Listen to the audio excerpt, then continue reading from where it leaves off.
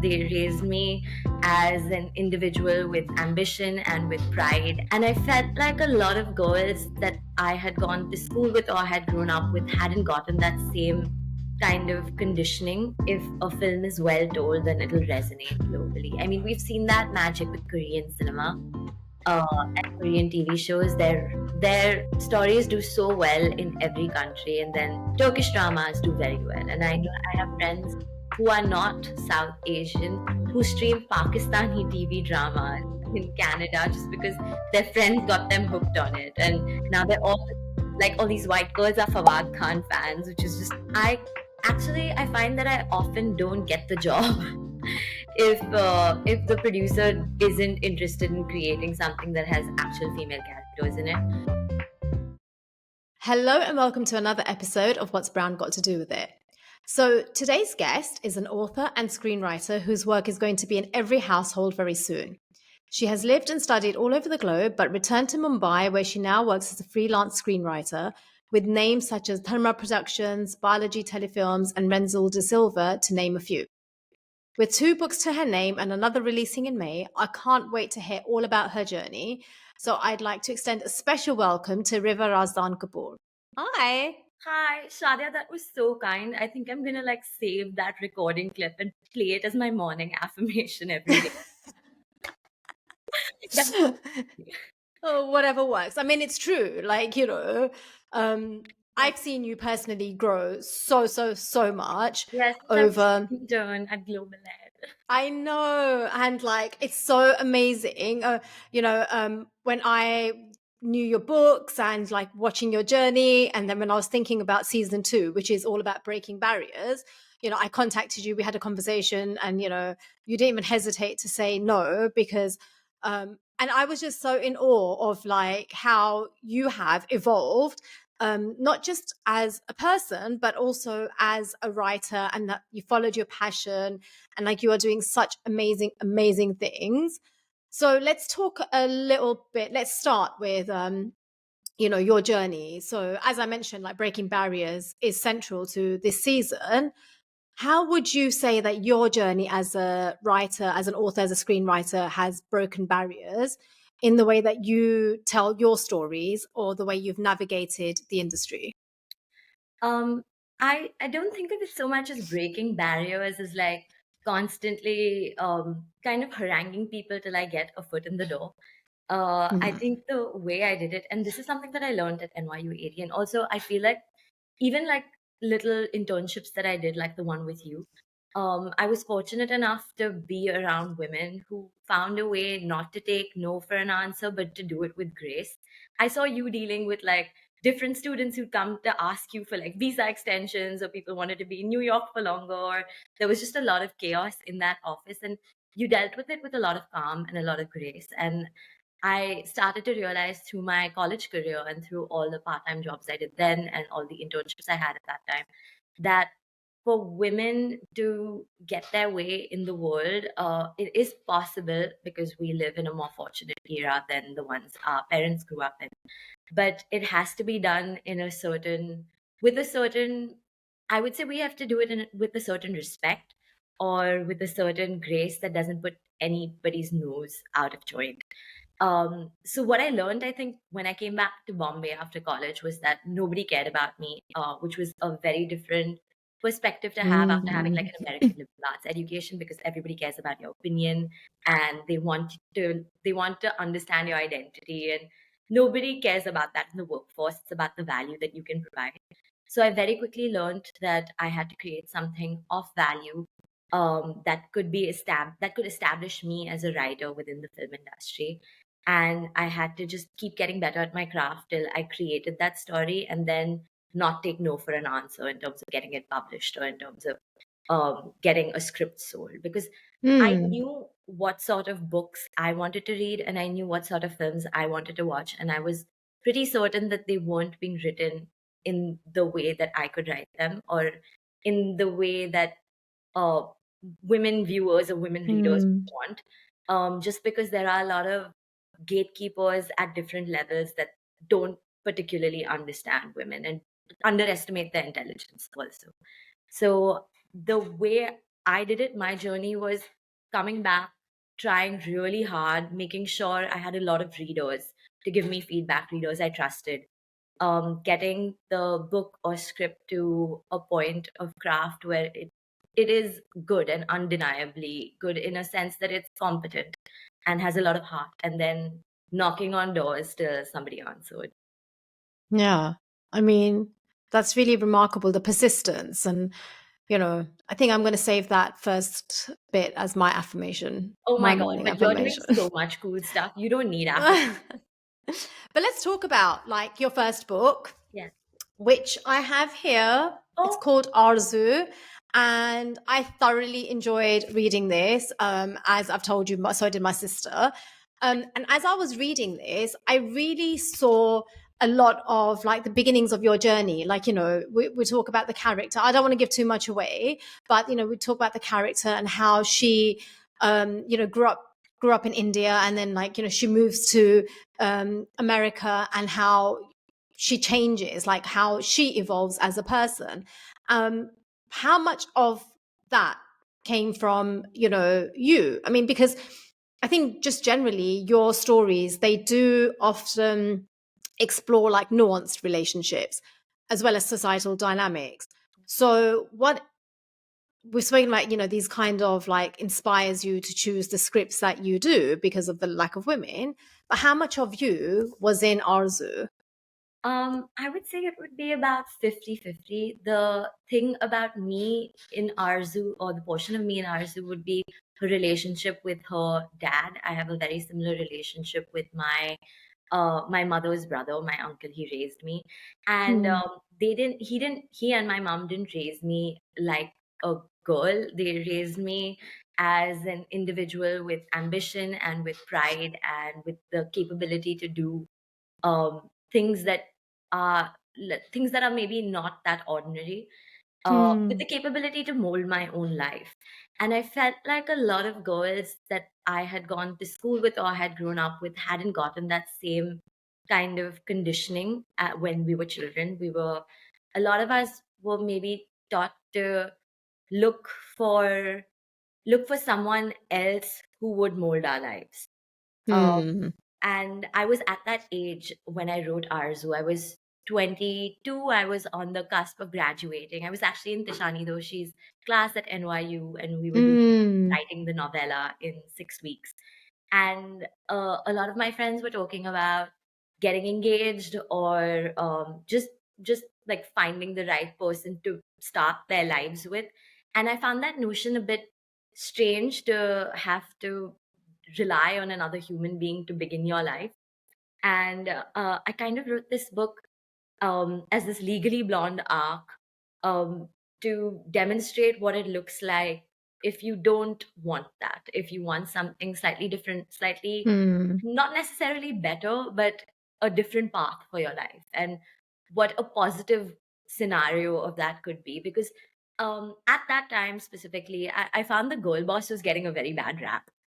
uh, Hmm. like she was being portrayed as this woman who's infertile and can't have kids and doesn't care about anybody, kind of like a modern day witch in a lot of the movies and TV shows that I was consuming. So I wanted to create a positive version of a girl who maybe doesn't want love at that moment. Maybe she wants her life to be about something else. She wants to create her own identity before she can share it with somebody else. Hmm. That resonates so much with me, like where I am right now. But it's true. Um, I, I I mean, how does I feel, sorry. sorry to cut you, but I feel badly that people think it's like an either or situation. Hmm. That you're either an ambitious woman or you're a wife. I don't, I don't think that's correct, and I think that that saps a lot of people of their potential in both ways. I think there are a lot of business women who are incredible nurturers, and then there are a Hmm. lot of nurturing women who are also very capable. And I would Yeah. like more fiction to reflect that. I think it's just the way that society or women feel pressured in society, to excel at absolutely everything that we do. So it's very different because, we want to go to work and we want to kind of showcase our skills, our talents, and show that we can be just as good, if not better at things than men.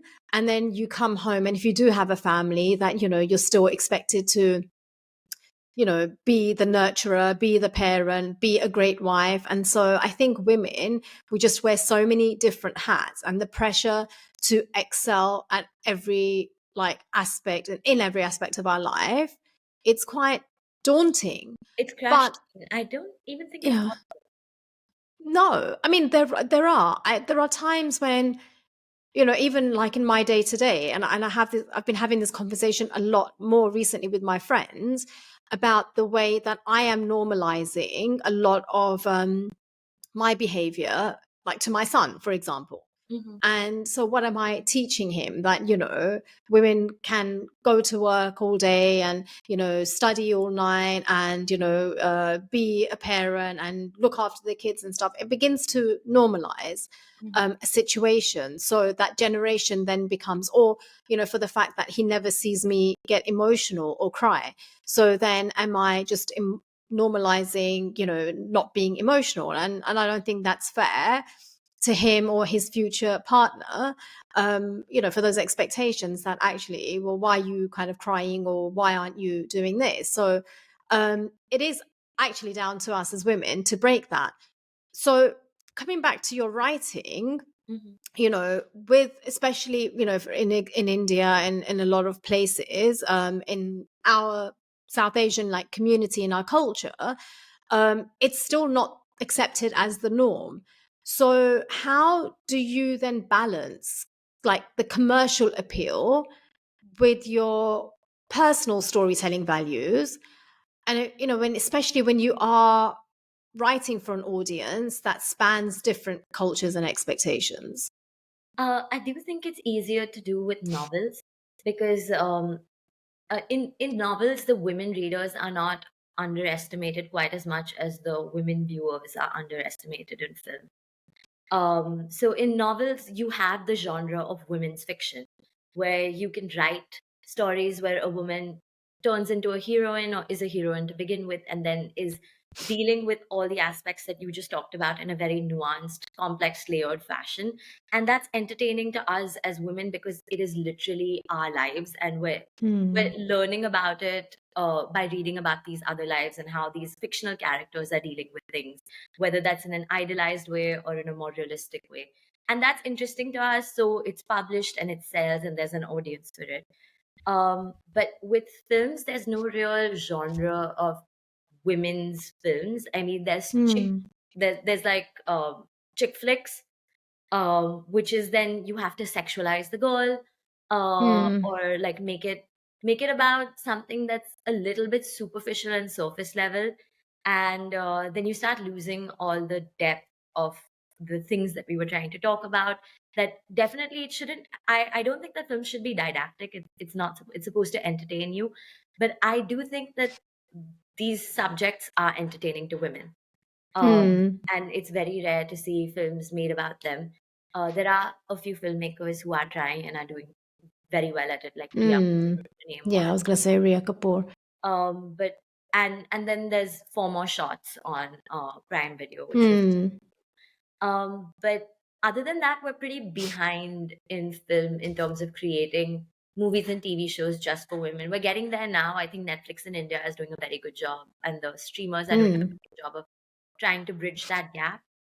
Um, Agreed. but we could definitely use more. It is difficult to sell people on a women-centric film or a women-centric show that's just Hmm. about us living our lives in a heroic fashion. Yeah, Like, agreed. where So is that let's talk about, funny biopic? yeah, you have done you've done a few films.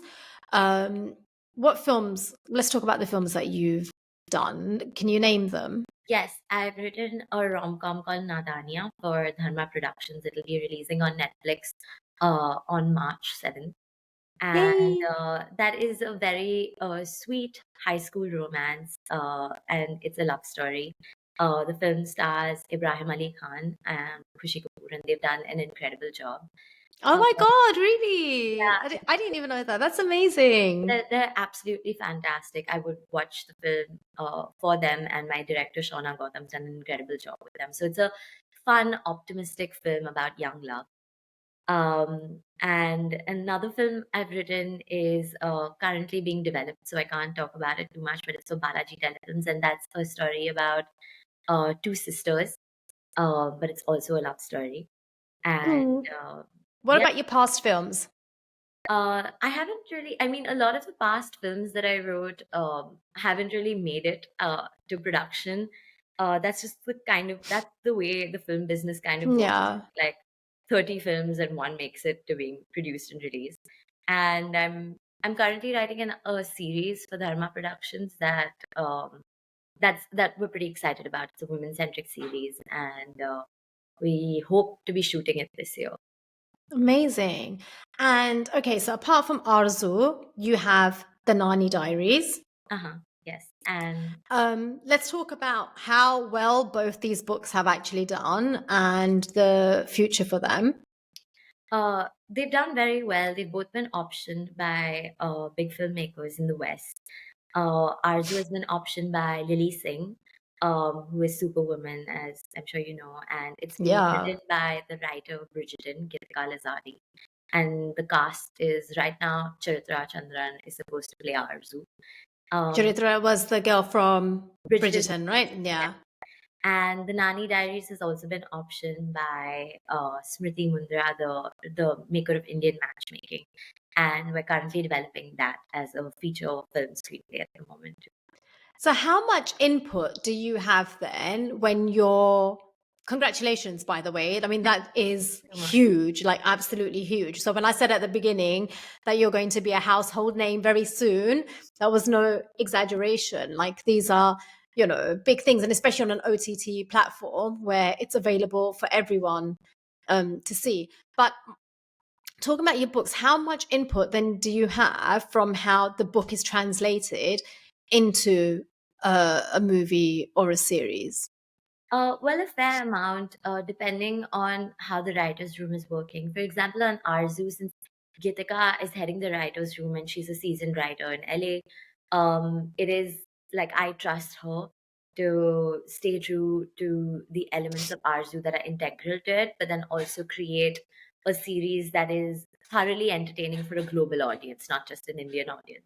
Yeah. And with the Nani Diaries, I am writing the feature film screenplay. So, I mean, I can pick and choose what I think is going to work for it as a film. And of course, I collaborate with the director Smriti and her producer Nina have great inputs, and we're working on it together at the moment. Yeah. Have you encountered like resistance when you're trying to push the boundaries in your scripts? Um, with women characters or just in general? Yeah.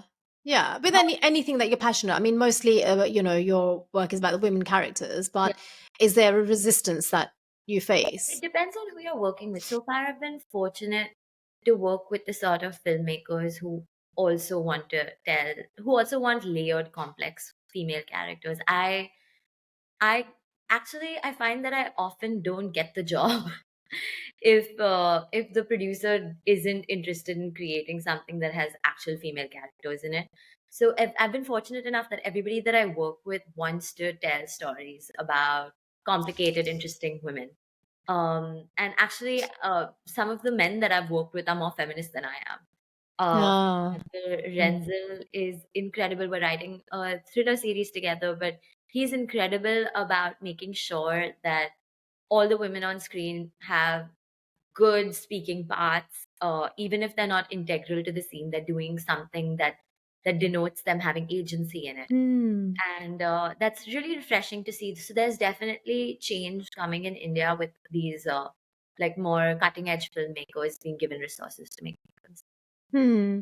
I mean, we brushed upon it like very briefly, but in a world that is increasingly connected by digital media, how do you see Indian stories just evolving generally to resonate globally while still remaining authentic? So when you spoke about, for example, with Arzu, that you want it to be true to character, but then it also has to resonate with a Western audience.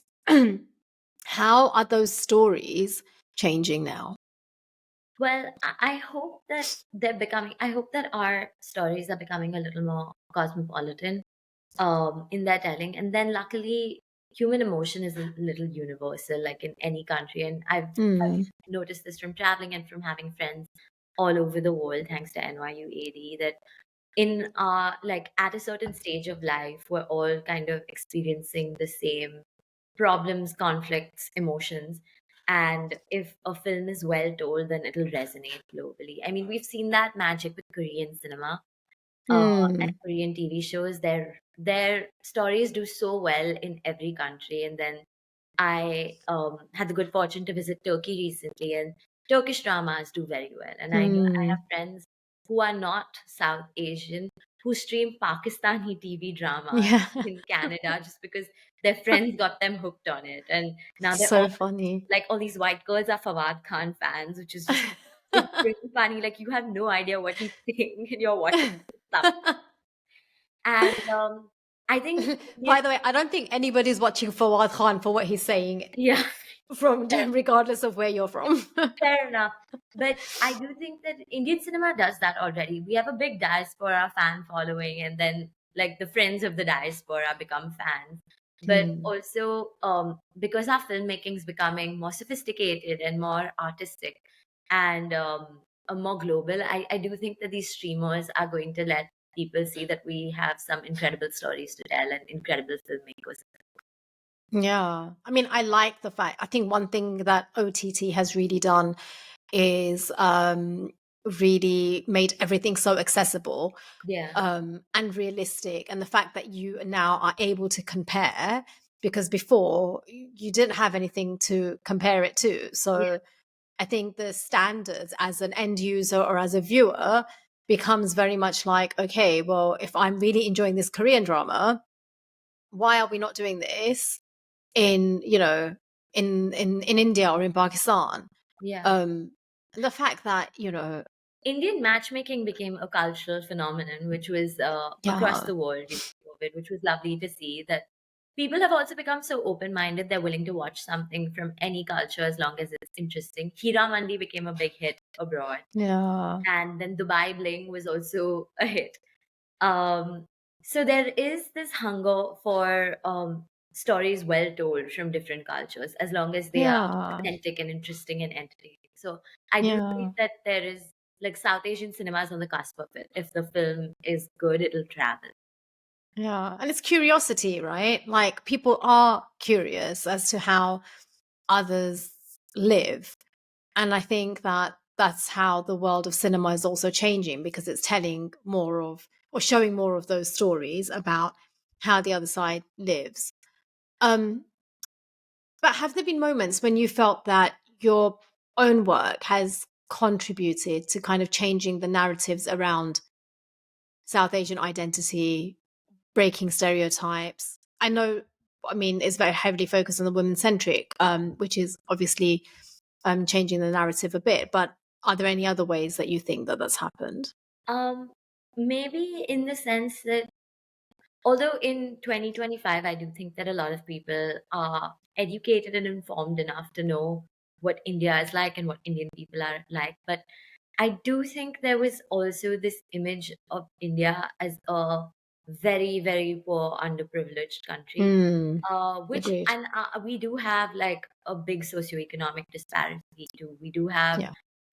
poverty is definitely an issue in the country, but that's not to say that that the that there are also very capable people here and very cultured people in this Yeah. country who can um, produce at the same level that people from a first world country can produce at. So and even though we have gender issues, that's not to say that they're that different from the gender issues in the West. Hmm. And women do enjoy emancipation and agency here as well, and they are fighting for it every day too. So there, I did want to present India and Indians in the light of in a very capable light, uh, Hmm. not in the light. of people who are all immigrating to the West because our country sucks. Uh, Hmm. so that was definitely something that, like, that was intentional in both Arzu and the Nanny Diaries without giving anything away. If you've read the book, then you know that the characters are in their own way, even though it's a Hmm. romance and a coming of age story, the characters are in their own way finding a way to build India. Yeah.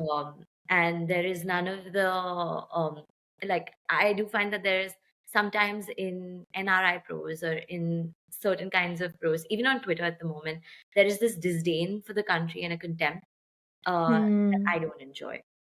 I like, I like presenting our country in the sense Yeah. we're trying to build it together. Yeah, agreed. And it's come again, like even India's evolved so much. And there's so much that it has to be proud of. And we've got, India's got some of the greatest infrastructures in so many different fields. Um, so I love that, that the positivity. Are there any dream collaborations, Oh, there. like actors or directors or even like fellow writers that you hope to work with in the Oh, future? there are so many. I mean, I feel like I've only just begun my wish list. There are, like, I've already told you I want to meet Shekhar Kapoor. Oh uh, yeah. I Oh love yeah. I loved What's Love Got to Do with It. That was an incredible film and like a very good nod to South Asian culture while also appealing to like a global audience. It was a Yeah. very good example of like the universal emotion of wanting love as a millennial, but then having to deal with like the South Asian community. So that was incredible. I feel like I haven't yet begun to work with all the people that I want to work with. I'd love to work with Riya Kapoor. I used to be her intern. I want to work with her again. Oh. Um, I don't know, in the West, that like a dream collaboration would be like at the top of my wish list would be Amy Sherman Palladino, the Hmm. creator of Gilmore Girls. Uh, because I do think that what she did for women in the Hmm. in the 2000s when she created Gilmore Girls, where it was just about a mother and daughter figuring out life in this like beautiful town. I don't know if you've watched the show.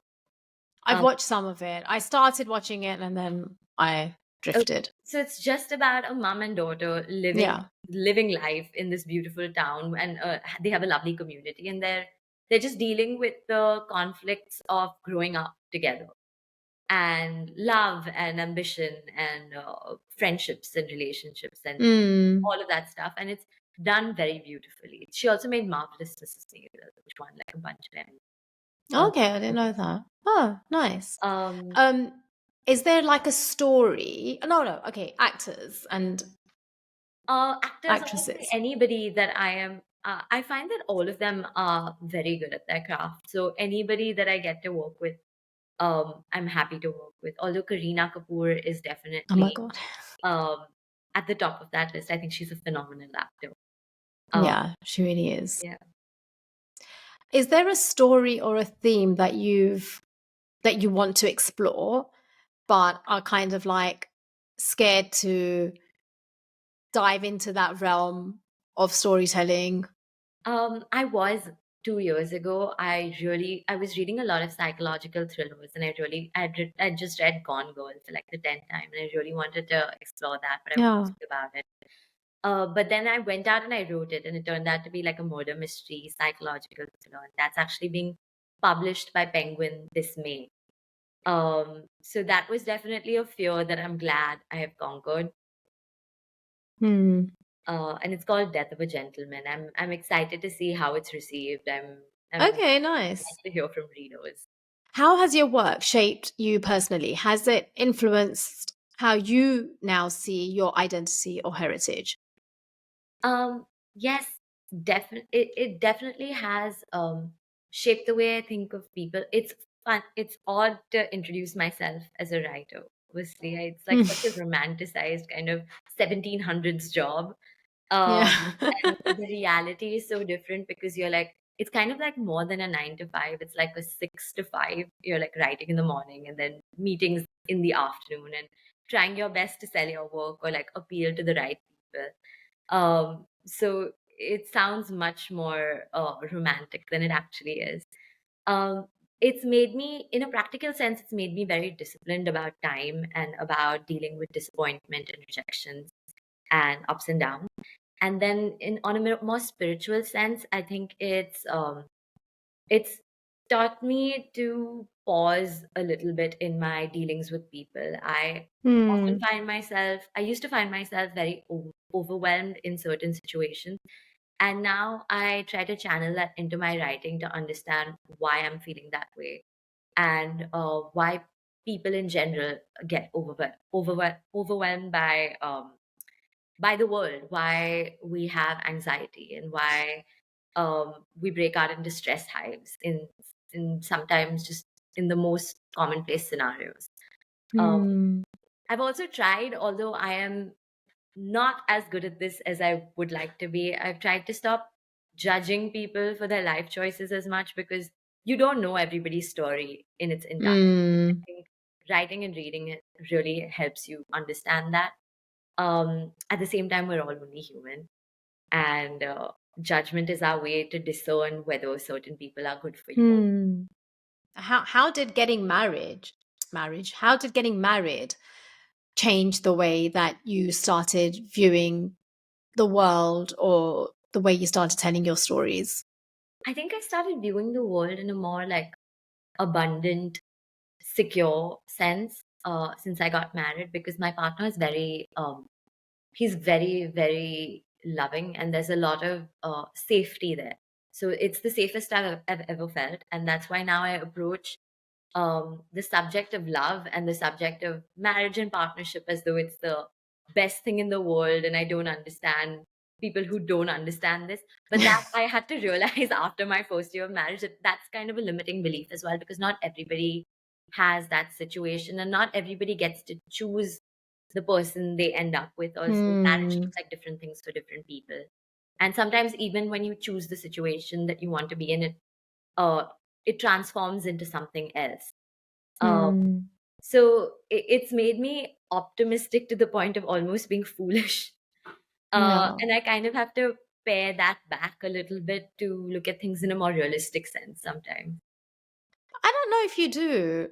I think that, it's again, like love evolves and it changes forms, throughout your life. So this, period that you're in, like you're newlywed, and it's a beautiful kind of bubble to be in at Yeah. that time, and to view the world in from that lens, I think is actually so nice, because, down the line, as you get older, you experience more, that lens will change, and then you'll start seeing the world in a different way, and so on and so forth. That's just how, the world works. So, I mean, if that's how you view it, then, embrace it. I would say just, I have definitely embraced it, Shadia. I think the issue is that I impose it on uh, other people, and I have to be very careful of not.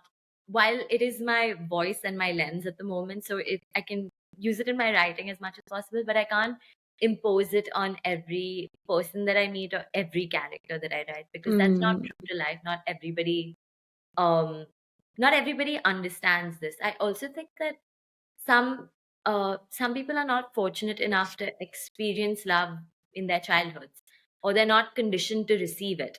So even when they get it when they grow up, they don't know how to recognize it. mm, And that has to be respected in a sense. That And that's why yeah, writing really helps. It allows you to understand that this person doesn't have the same perspective, conditioning, mm, or understanding as you. And yeah. that's okay. But that's also why we turn to like novels and to cinema and stuff. Sometimes it's the escape from reality as well, that, Absolutely. we all want to Joy. live that dream. Yeah, exactly. What advice would you give to aspiring screenwriters, writers in general, who want to, kind of tell bold, barrier breaking stories in today's world? So there's a lot of struggle out there. I know there are a lot more people who are attempting to write, and facing the same struggles that you mentioned. What's like key advice that you would give? I would say to read the newspapers a lot, be very well informed, and also look at your own life and the people around you and find something that you're really passionate about and something that you really want to create in the world, or something that you feel deeply about. You think that this needs to be told and nobody can say it in the way that you do. And to also find something that you love very deeply. So if there are, instead of reading like very widely, which you should read very widely, I mean that's kind of a base, you Mm. should watch widely because that's your base, like you get your grammar in place. But then you also find like you find the authors and the genres of film or books that you love, and try and emulate them. And then that combined with the thing that you're passionate about will give you your style and your substance, and that will resonate with other people. Mm. um Yeah, fair enough. yeah. Um, okay, very last one of the last things is let's just talk about again what's coming up for you. So, in chronological order. What's coming up for me, there is Naadaniyan releases first on March 7th on Netflix. And then I have my book Death of a Gentleman releasing in May, which is being published by Penguin. And then hopefully a series of mine, the one that I wrote for Renzo de Silva, will be shot. And the series that I wrote for Dharma Productions should also be going into production. And then I'm continuing to pitch things, and I'm writing a romance novel at the moment. And yes, I hope this all works out. I think you've got, inshallah, like an amazing, amazing year ahead of you. When can we see Arzu being filmed, released, anything, Hopefully, production? film this year. In the West, it's a little bit different. The pitching process takes a bit longer, and I'm a little more removed from it too because I'm here in Bombay and I don't Mm. really have a completely imminent look into what is going on. But I'm hoping that it is greenlit and filmed this year. We have an actress on board and a producer on board and a writer on board, and I've heard that they've developed an incredible series. So hopefully, this is the year. So This is so exciting. Like, this is just, I'm so excited for I'm also you. excited. Thank you so much, Shadia. This is absolutely lovely. No. Very lastly, the question I ask all the guests is obviously, by the way, what's Brown got to do with it? It was a playoff of what's love got to do with Yeah, I guessed. it?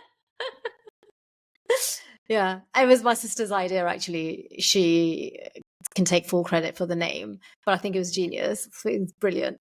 Um, so, what's Brown got to do with it?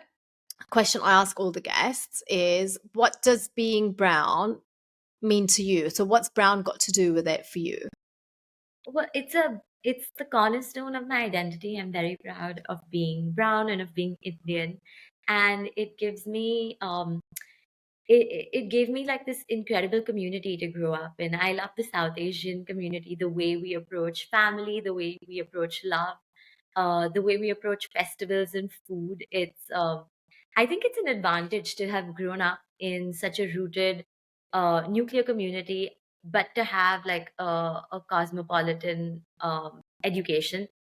It Hmm. kind of it gives you the ability to soar and be ambitious, but also be very protected. So to me, it's Hmm. the best of both worlds. I love that answer. Riva, thank you so much for Thank coming you so much. today and like speaking to me. I am so incredibly proud of you, and I cannot wait to watch your actual journey unfold now. I feel like this is just the beginning, and there is so much more we're going to see from you. So well done. Congratulations on all your achievements so far. And maybe we'll speak again Yeah. when everything is out, hopefully. But thank you so much for joining today. Thank you so much, Shadia. This was lovely.